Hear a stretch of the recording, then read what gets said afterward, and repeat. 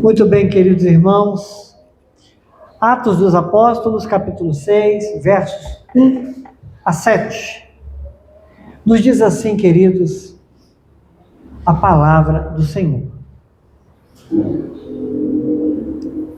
Naqueles dias, crescendo o número de discípulos, os judeus de fala grega, entre eles, queixaram-se dos judeus de fala hebraica, porque suas viúvas estavam sendo esquecidas na distribuição diária de alimento.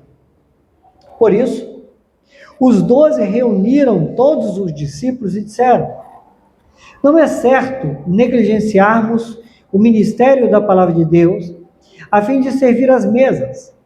Irmãos, escolham entre vocês 7 homens de bom testemunho, cheios do Espírito Santo e de sabedoria.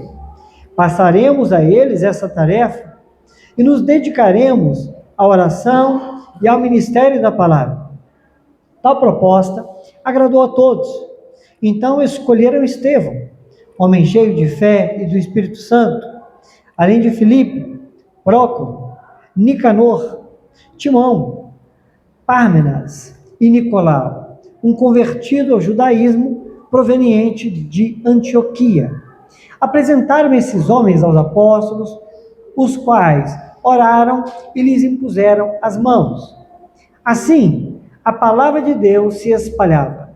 Crescia rapidamente o número de discípulos em Jerusalém, mas também um grande número de sacerdotes obedeciam à fé.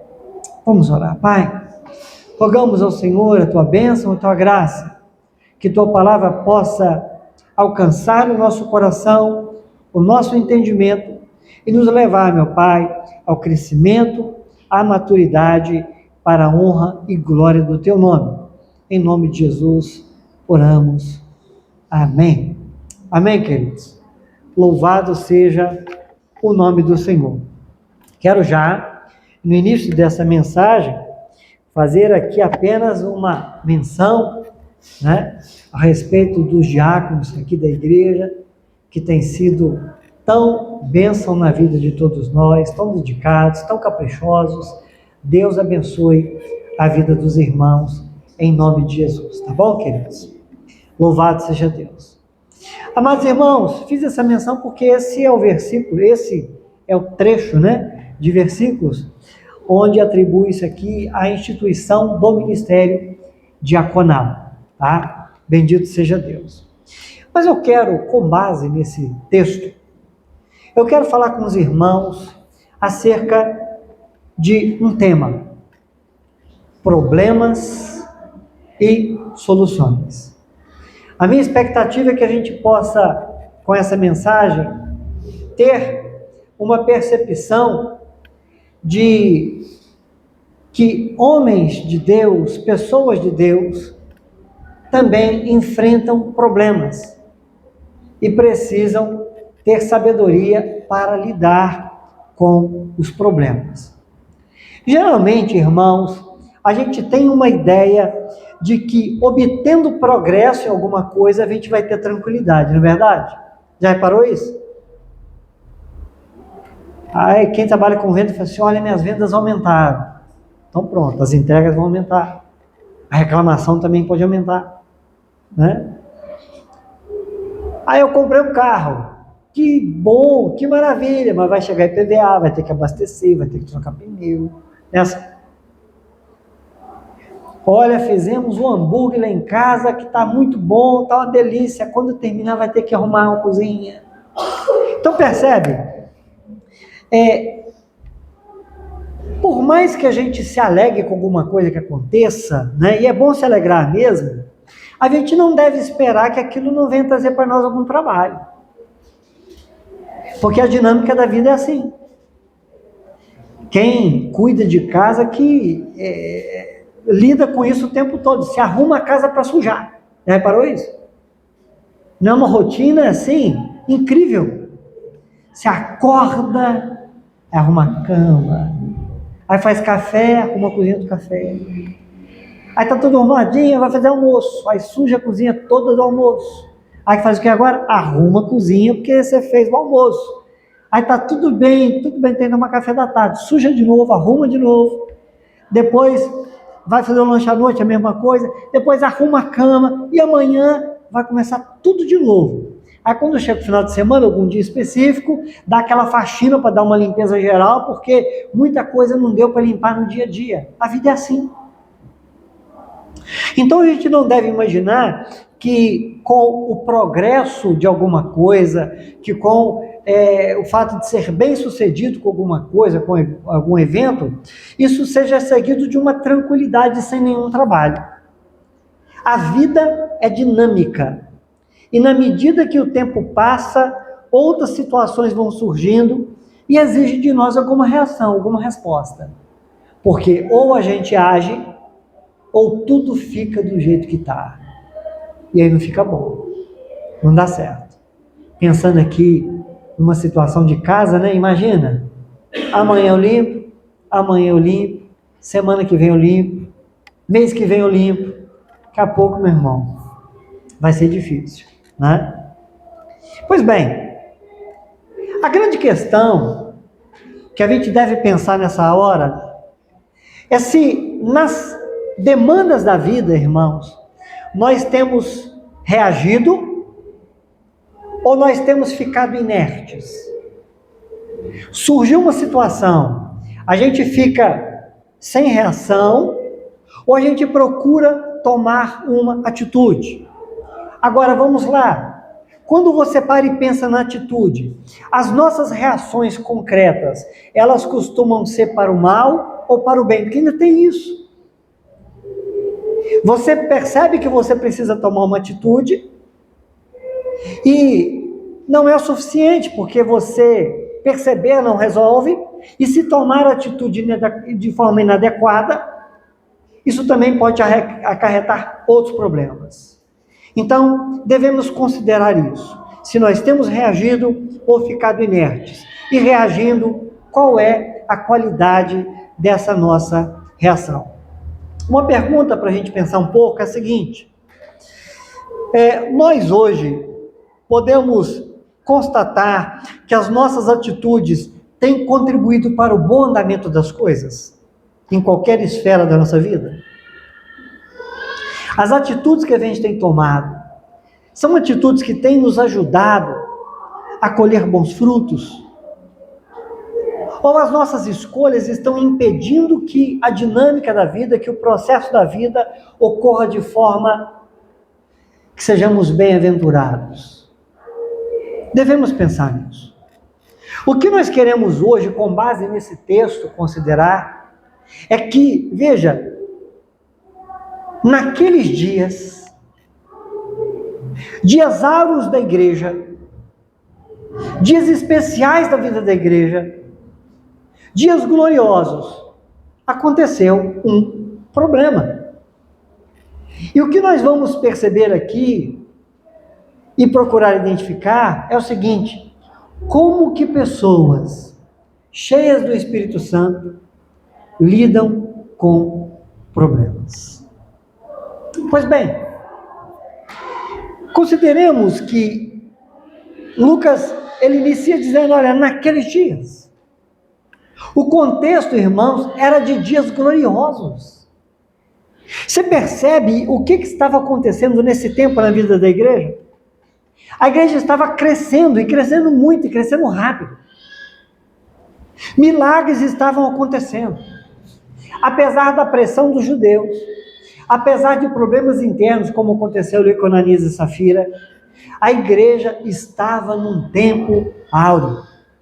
A igreja estava num momento muito especial. Agora, observe isso. Foi exatamente nesse momento, de um tempo glorioso, que murmurações surgiram, que reclamações começaram. Eram murmúrios de descontentamento. Queridos irmãos, considere, era uma igreja nova, cheia do Espírito Santo, que ainda estavam sentindo o cheiro de Cristo. O cheiro, estou me referindo ao cheiro de fato, cheiro real. Porque há um tempo bem recente, Jesus ainda estava ali, no meio daquele povo. Era um povo que havia contemplado manifestações muito especiais naquele tempo. E mesmo assim, murmurações por descontentamento vieram à tona. É isso que nos diz o verso 1. Como a igreja cresceu, os judeus de fala grega, entre eles, queixaram-se dos judeus de fala hebraica. Você veja a cena, irmãos. Um monte de novo convertido. E já havia ali uma queixa entre eles. A igreja era composta de judeus, irmãos.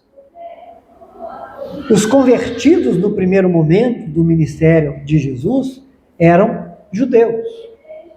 E aqui agora o que nós temos de diferente é que estavam juntos judeus de fala grega e judeus de fala hebraica. O que explica isso? Os judeus de fala grega eram judeus que não foram criados ali na região da Palestina.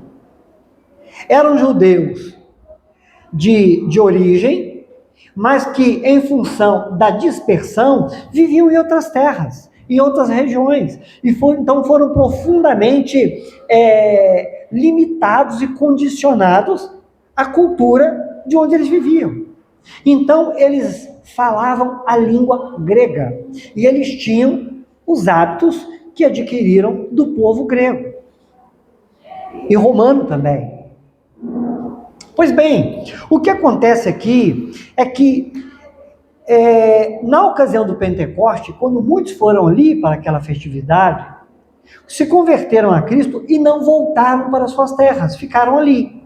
E era por isso que os judeus e convertidos, como nós vimos aqui na igreja, lá no início de Atos, vendia até as propriedades para suprir as necessidades daquela multidão que se uniu ali pela fé e fé em Cristo. Então, note, a queixa desses irmãos, que eram de língua grega e por isso eram chamados de helenistas, a queixa deles era simples.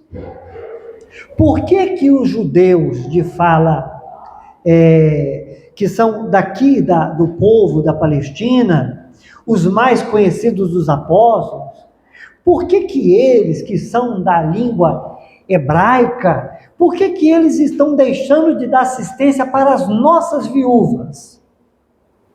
O problema era esse. As nossas viúvas não estão recebendo a atenção necessária e as viúvas hebreias estão sendo privilegiadas. Agora, irmão, você se coloca no lugar desses apóstolos. Eram 12. A igreja já contava com mais de 5.000 pessoas.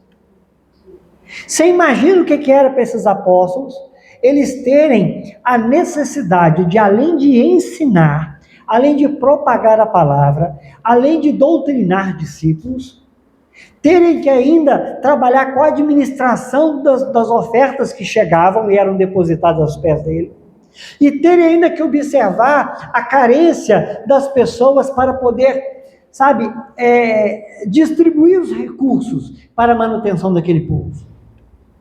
Era um trabalho árduo, era um trabalho muito difícil.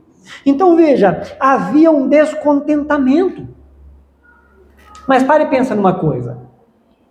Esses irmãos, que eram de fala grega, eles tinham razão nessa queixa? Sim, eles tinham razão. Tanto tinham razão que os apóstolos vão se reunir para tratar do problema. O problema foi reconhecido. Havia uma razão para essa queixa, porque pessoas não estavam sendo bem atendidas, enquanto outras estavam sendo muito bem atendidas. Mas agora temos uma segunda pergunta. A forma como esses irmãos de fala grega lidaram com a questão foi a melhor? Aí a resposta é não. Por quê? Porque o texto não mostra que eles se reuniram e foram lá conversar com os apóstolos. Apóstolos, olha só, a gente está tendo um problema. A gente não está recebendo, sabe, entre o nosso grupo lá, as viúvas de fala grega, os recursos não estão chegando lá como está chegando para as viúvas de fala hebreia. Então, a grande questão é o seguinte: era um problema real, mas que aqueles irmãos de fala grega não tinham lidado com a situação da melhor forma possível. E o que nos dá a entender aqui, irmãos, é que não parecia ser um descaso dos apóstolos, parecia ser um descuido, mas não um descaso proposital, tipo assim, olha, vamos favorecer quem era aqui da Palestina e vamos deixar o pessoal de lá para o segundo plano. Não parece ter sido esse o caso. Parece ter sido realmente a falta de condição de fazer a coisa de uma maneira mais adequada. Então, veja, o que nós aprendemos aqui, e é muito importante você entender isso. Digo você porque quando eu estava preparando isso, foi muito importante. Eu parei, observei e achei muito importante. Estou compartilhando com você isso agora. Desde já devemos saber que pessoas cheias do Espírito Santo não são pessoas perfeitas. A gente tem uma tendência a cobrar das pessoas uma perfeição que não é possível. Os apóstolos, irmão, quem poderia aqui entre nós, ou qualquer tempo da história da igreja, desabonar os apóstolos? Quem poderia dizer alguma coisa contra aqueles homens? Cheios do Espírito Santo. Veja, mas eles não eram homens perfeitos. Alguém no nosso tempo se juntaria aos judeus de fala hebreia e diria, está vendo? E ainda dizem que são crentes. E ainda dizem que são homens de Deus. Meu irmão, olha só. Guarda uma coisa no seu coração. Não julgue as pessoas. Nós não sabemos o que está acontecendo com as pessoas. Nós não sabemos as lutas, as dificuldades das pessoas. Quando você perceber que alguma pessoa está deixando de fazer alguma coisa corretamente, ore por ela. Interceda por ela. E se for possível, ajude essa pessoa. Esses apóstolos estavam fazendo o máximo que podiam fazer naquela situação. E o que eles foram saber é que mesmo se dedicando tanto, haviam pessoas reclamando e descontentes. Então guardemos isso no coração.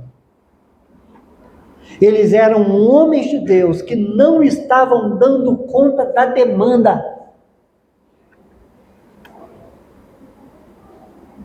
Eram homens de Deus, cheios do Espírito Santo, mas que não estavam dando conta da demanda. Mas aí nós vemos uma segunda coisa que devemos aprender aqui, que foi a atitude dos apóstolos. Irmãos, veja, se por um lado a gente precisa perceber que homens cheios do Espírito Santo podem errar, nós vamos perceber aqui como que pessoas cheias do Espírito Santo lidam com as questões. Porque mediante a murmuração, a Bíblia não diz que eles começaram a murmurar também. Percebe? Eles vão ficar, então vamos murmurar aqui do nosso lado. Ô Pedro, vem cá, você está sabendo, Pedro? Esse povo ingrato, a gente está aqui vendendo propriedade, distribuindo e fazendo tudo que pode e estão lá falando da gente. Também deixa eles. Não, eles não fizeram isso. Os homens de Deus convocaram o povo para conversar sobre a questão. Era uma questão administrativa. E sabe o que os apóstolos entenderam ali? Aquele descontentamento poderia causar a primeira grande divisão na igreja primitiva. Por favorecimento, qualquer coisa do tipo. Não por questões doutrinárias, ou por amor a Deus, ou por forma de culto. Não. Mas poderia causar uma divisão por causa de um descontentamento, de um achar que o outro não estava percebendo as necessidades dele e que estava priorizando outros. Enfim, aquele julgamento que o nosso coração costuma fazer dos outros. Era uma questão administrativa. E os apóstolos, como responsáveis pelo bom andamento da igreja, o que eles fizeram? Chamaram o povo para conversar. Observamos no texto que não há aqui algum relato que faça a gente entender que os apóstolos tenham se sentido ofendidos com a situação. Sabe aquela coisa assim? Coitadinho da gente. A gente está aqui, se matando. Coitadinho de nós. Aí sabe aqueles que gostam de botar lenha na fogueira? Puxa vida, hein, Pedro? Aquele dia lá, você virando noite aqui, separando coisa para distribuir, sem dormir, trabalhando igual um condenado para poder ajudar, e o povo lá falando de você. João, e você aquele dia, carregando pão para baixo para cima, ficou sem comer aquele dia para poder dar pão para o pessoal, estão lá falando de você, que povo terrível, Deus me livre desse povo. Não, irmão, não teve nada disso. Eles não se sentiram ofendidos com a situação. Sabe, eu acredito sim, irmãos, que sendo humanos, veja, que sendo humanos, eles ficaram desapontados. Eu não estou querendo aqui minimizar, de forma alguma, as questões que são da nossa natureza, a gente sente. Como os cristãos de fala grega sentiram que ele estava sendo desprezado, os apóstolos podem ter sentido sim, um desapontamento pela situação. Mas veja, por quê? Porque eles estavam tentando, fazendo o máximo deles, só que eles não estavam conseguindo atender as expectativas dos outros. Uma outra coisa que é importante a gente pensar é que os apóstolos aqui, eles tiveram que administrar as questões do próprio coração primeiro. Eles tiveram que trabalhar no próprio ego. Eles tiveram que negar a eles mesmos, praticar, no início da vida da igreja, o ensinamento de Jesus. Negue-se a si mesmo. Podem ter ficado desapontados, até decepcionados no primeiro momento. O texto não dá base para a gente fazer nenhuma afirmação assim. Mas como humanos, podemos imaginar que sim. Mas eles não ficaram ofendidos com aquela situação, porque eles tinham, em primeiro lugar no coração deles, o objetivo maior, que era o reino de Deus. Irmão, isso faz toda a diferença. Quando nós, na nossa vida cristã, nós estamos mais preocupados com o nosso próprio nome do que com o nome de Cristo, a gente se ofende e briga. E não é por causa de Cristo, não, é por causa da gente mesmo. Mas quando a nossa preocupação é a glória de Deus, é o Evangelho, a gente trabalha para que o nome de Cristo continue sendo glorificado. Então, certamente, esses apóstolos, eles relevaram as coisas nos seus corações, e eles não ignoraram a queixa daqueles irmãos. Então, em vez de parar para ficar se defendendo, para ficar argumentando, para ficar se justificando, eles pararam para pensar o seguinte: existe uma situação para ser resolvida. E é isso o que importa. Meus irmãos, se a gente começar a aplicar isso na nossa vida, em todas as coisas da nossa vida, isso vai ser melhor. Tanto para nós, como para as pessoas que convivem com a gente. Em vez de se defender, se justificar, a gente perceber o que está acontecendo e abrir o nosso coração para resolver. Eu até pensei aqui, né, porque imaginando aqui a figura dos apóstolos, a liderança cristã daquele tempo, né? Irmãos, imagina aqui se fosse uma situação entre pastores do nosso tempo. O rosto ia corar, a raiva ia tomar conta, iam chamar o povo de rebelde, esculhambar com o povo, e ainda ia tomar aquela situação assim, não, eu vou pensar aqui, vou orar, vou ver o que Deus me fala para eu resolver isso, sabe? Mas não, irmãos, eles simplesmente reconheceram os seus erros, se é que a gente pode chamar de erro, mas pelo menos o descuido, pelo menos a fragilidade da forma como a coisa estava acontecendo. A oportunidade tiveram de perceber que administrar as coisas com 3.000 já não era fácil, com mais de 5.000 piorou, ficou muito mais difícil. Tiveram que enfrentar e encarar uma realidade de um momento que as coisas não estavam mais sendo possíveis para eles.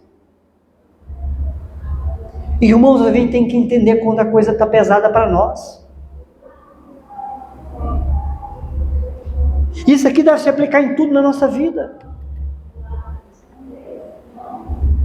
Só abrindo um parênteses para dar um exemplo.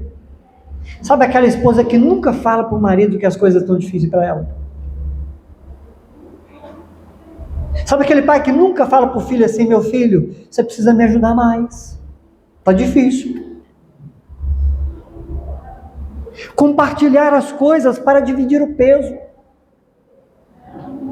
Porque graças a essa murmuração, os discípulos puderam tomar uma atitude. Quando a gente percebe que o peso está demais, irmãos, a gente precisa aprender a pedir ajuda. Os discípulos, os apóstolos, eles não estavam percebendo que o peso estava demais. E em função disso, as coisas que precisavam ser feitas não estavam sendo feitas a contento. Então veja, os apóstolos não trataram aqueles irmãos como oponentes. Isso é muito importante, irmãos.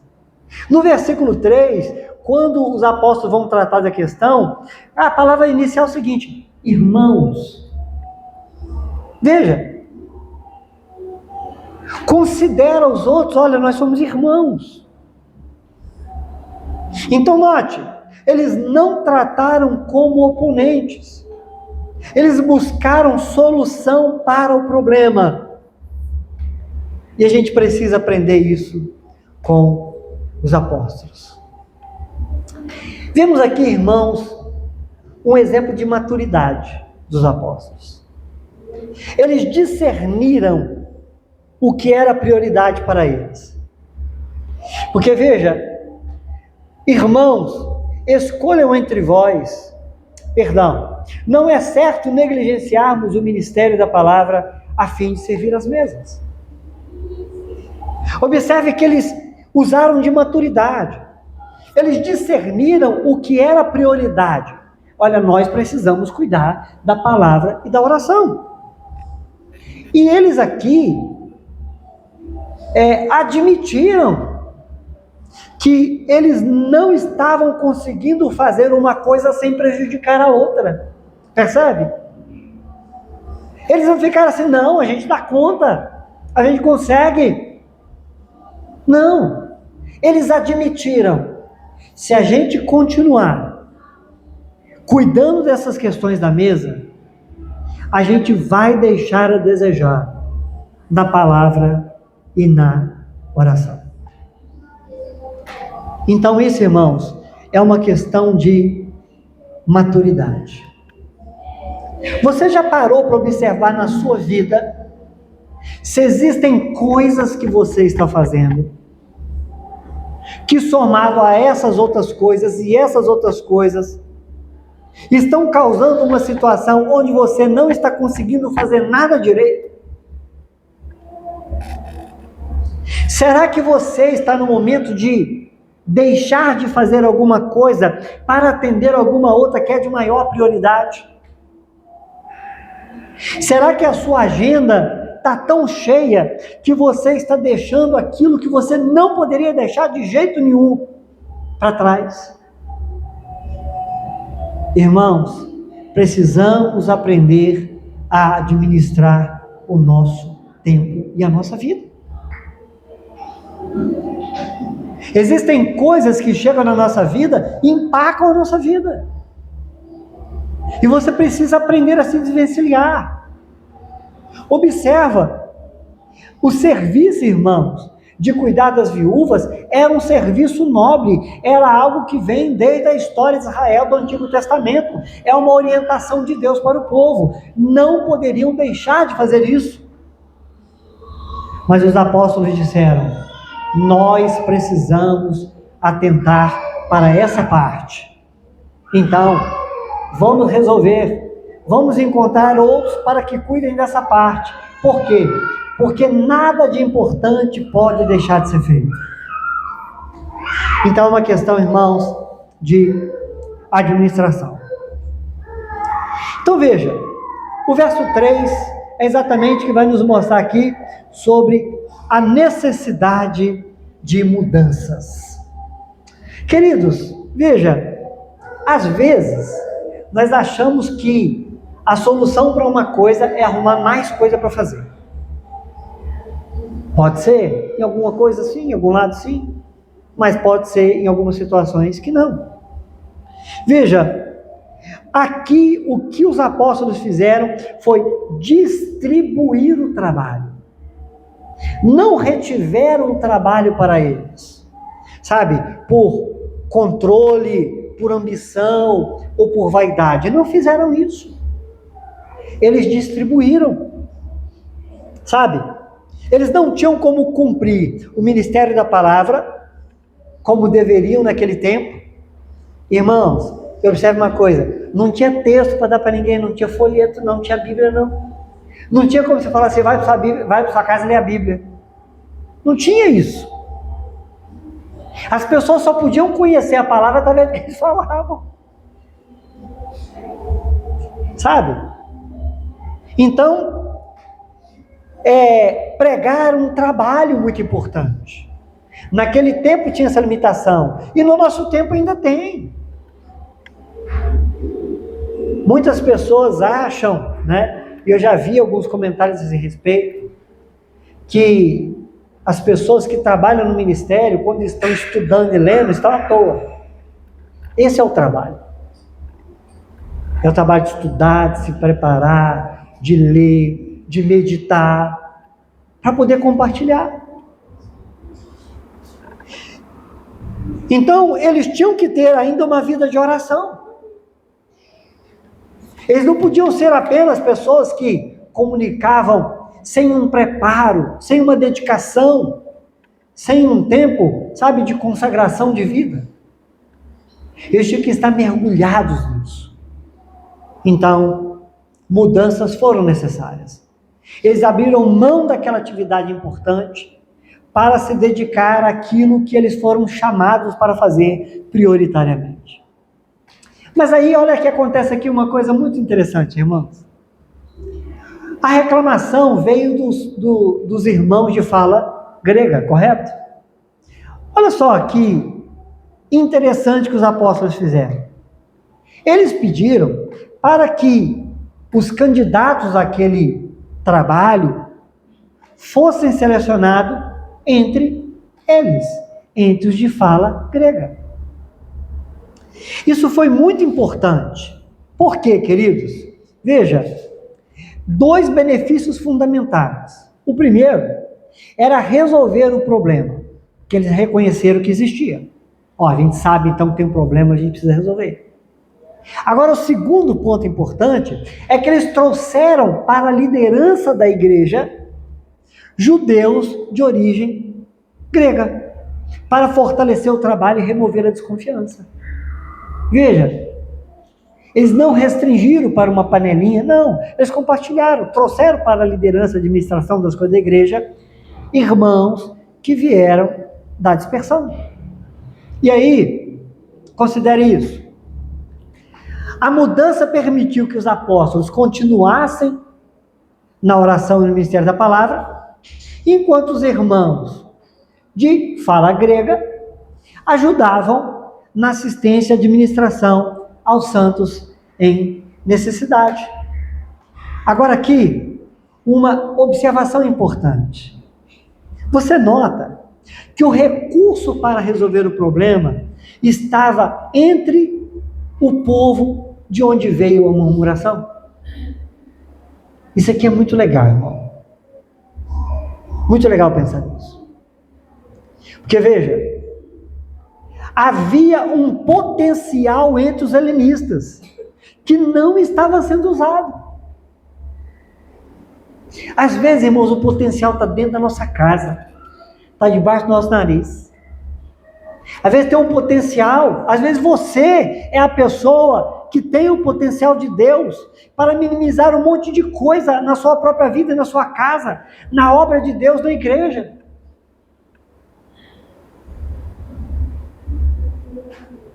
E não percebe.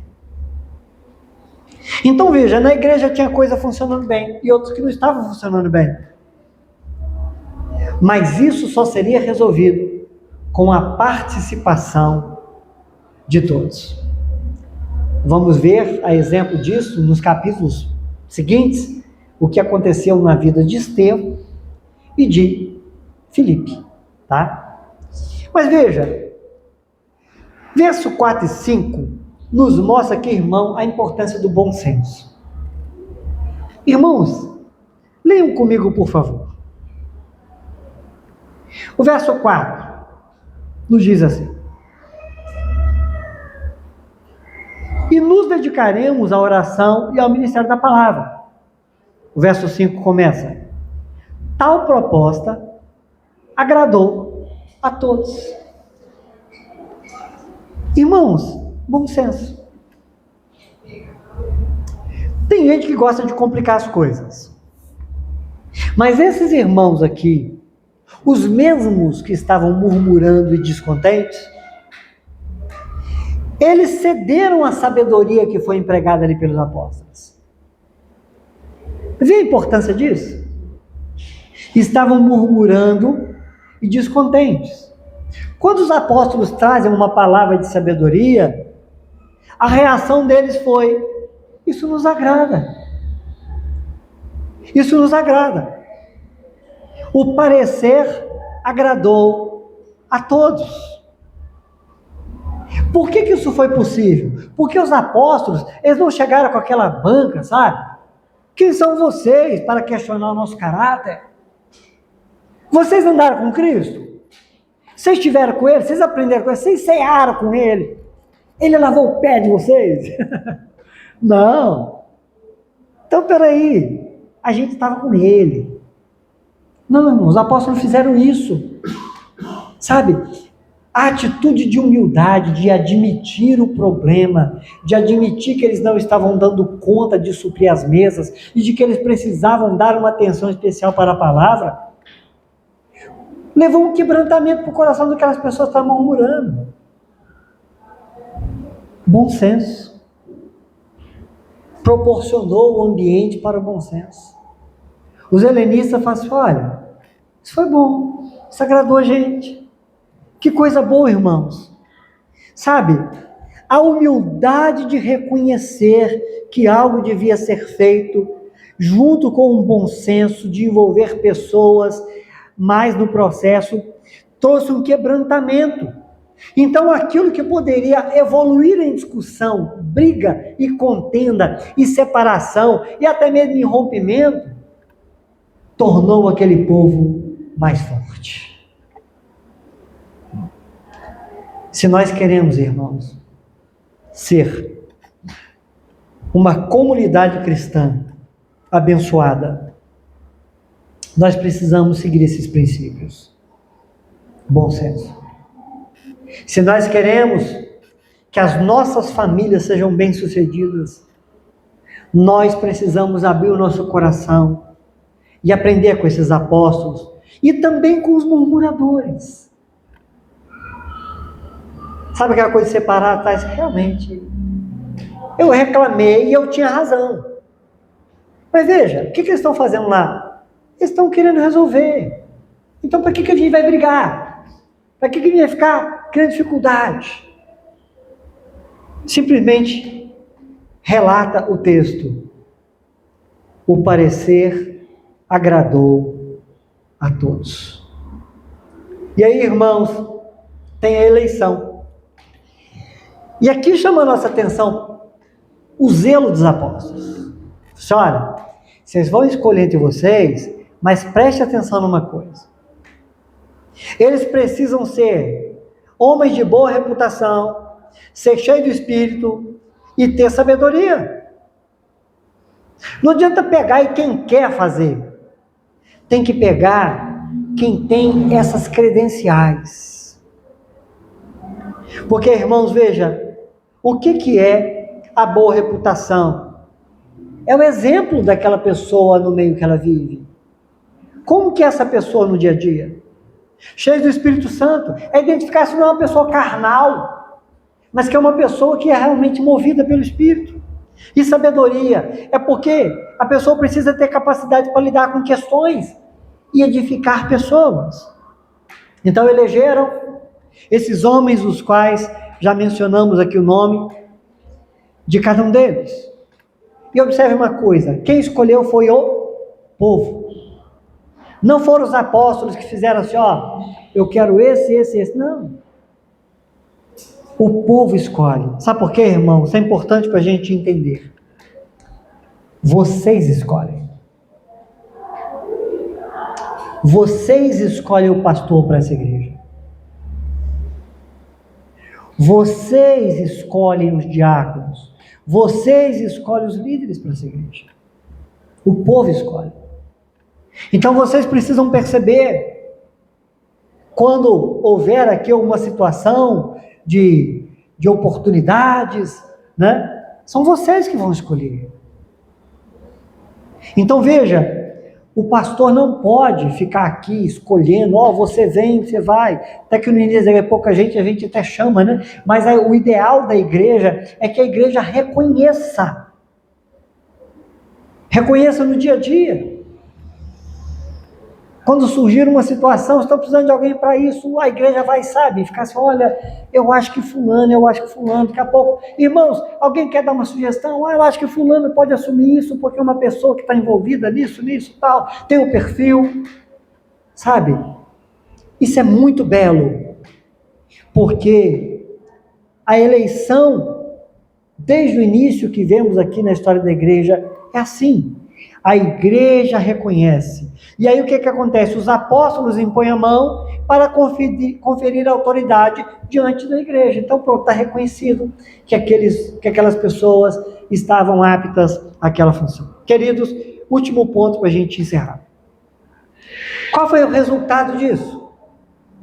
Qual foi o resultado da boa administração daquele problema? O texto diz no verso 7. E crescia a palavra de Deus e se multiplicava o número de discípulos e até sacerdotes, que eram limitados às questões dos costumes judaicos no templo, estavam obedecendo a fé. Uma situação que poderia ter dividido a igreja foi resolvida e a igreja prosperou. Tratar o problema gerou bênção. Tratemos os problemas e sejamos abençoados. A conclusão, queridos, é que na vida em comunidade nós podemos até nos descuidar, como aconteceu aqui com os apóstolos. Mas isso não deve nos levar à murmuração, mas ao bom senso e à compreensão, para fazer como eles fizeram aqui, para que possamos fazer ajustes que permitam a continuidade daquilo que é superior. Vocês perceberam isso? Os apóstolos olharam tudo que estava acontecendo e pensaram o quê? Vamos exaltar o nome de Cristo. E em tudo na sua vida pensa assim, meu irmão. É até uma situação do trânsito, uma situação do seu trabalho. Pensa assim, como que eu vou exaltar o nome de Cristo nessa situação? Não devemos dar lugar ao inimigo, porque o inimigo se aproveita dessas situações. Se alguma coisa nos deixa descontente, devemos analisar se aquilo é uma questão da vaidade do nosso coração ou algo que realmente deve ser trabalhado. E mais uma coisa que aprendemos: nada se resolve com reclamação, mas com ações que glorificam a Deus. Pessoas de fé e movidas pelo Espírito sempre vão fazer alguma coisa que venha a edificar a igreja do Senhor, a obra de Deus. Lembremos de que as murmurações, elas começam no coração. Irmão, antes da gente falar, a coisa começou aqui, ó. Aqui. Aí a gente comunica, a gente fala. A gente inflama outros corações. Então vamos ser cuidadosos. Vamos perceber que problemas podem vir, mas as soluções podem ser encontradas na sabedoria divina. São as pessoas que causam problemas, mas também são as pessoas que resolvem os problemas. Quantas coisas boas podem acontecer através das nossas ações de fé. Vamos pensar assim, em nome de Jesus. Amém? Vamos orar. Pai, nós queremos te agradecer por essa oportunidade e pedir ao Senhor que o Senhor nos dê sabedoria. Possamos ter aprendido aqui nessa noite, Deus, com os apóstolos, com a igreja nesse primeiro momento da sua história, com os irmãos de fala grega, e como que puderam se entender, ó Pai, quando todos se dispuseram a abrir o coração para exaltar o Teu nome. Que o Senhor nos dê essa graça, que sejamos uma igreja vibrante, uma igreja viva, sobretudo, Pai, uma igreja de fé, cheia do Teu Espírito Santo, santificada a cada dia, para a honra e glória do Teu nome. Nós pedimos a sabedoria do alto e a graça do Senhor. Em nome de Jesus, amém. Amém, queridos? Louvado seja o nome do Senhor.